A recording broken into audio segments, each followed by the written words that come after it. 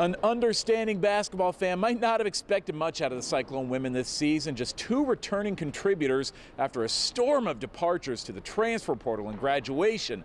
But here we are in the middle of February, and the Cyclones are just 3 games back of first place in the conference, today hosting the #1 team in the Big 12 in Oklahoma.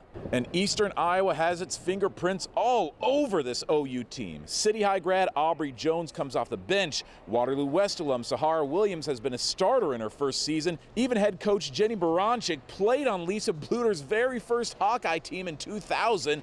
It is a night of too many Eastern Iowa natives. Stacy Freeze, a Wash grad and Cyclone Hall of Famer, she's being honored for her contributions to the Elite 8 team in 1999.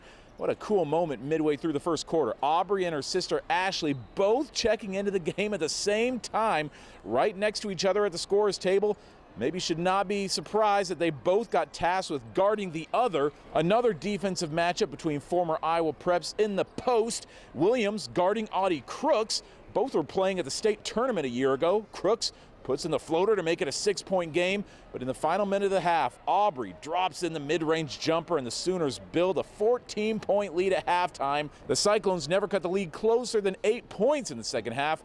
Aubrey Joens with a pair of third-quarter threes. She finishes with 8 points and 6 rebounds off the bench. No Cyclone scores more than 14 points, and after their unexpectedly hot start to the season, Iowa State has now lost 5 of its last 7 games. Tonight's the first night where we just seemed overwhelmed at times. The other games, you lose a Big 12 game on the road, and we're in every game and we're competing and we're trying, and we just could not get anything going at all. And you got to give Oklahoma most of the credit for that, but ultimately it's my responsibility, and we have to figure out a different way to do the things that we've been doing, and hopefully we can find something. This is always a really tough place to play. Obviously, it's a little nostalgic for me.